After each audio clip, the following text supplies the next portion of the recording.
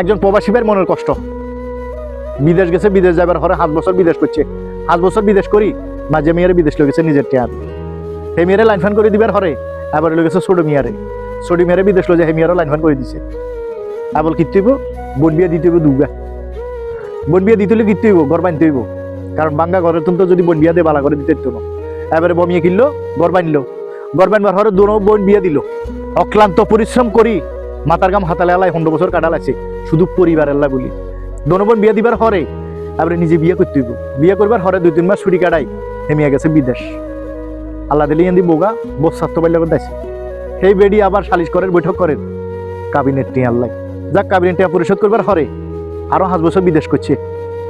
এই প্রবাসী ভাইরা শক্তি কুলার না, জোরে কুলার না, যে বিদেশ করবার লাই, পরিশ্রম করবার লাই, চাকরি করবার লাই মন চান না, শরীরে কুলার না, আছে বাংলাদেশ আইবার পরে আল্লাহ দিলে আবার বাইরে চিনেন না, মা বাবা চিনেন না, বোনেরা চিনেন না, কিল্লাই টেয়া নাই।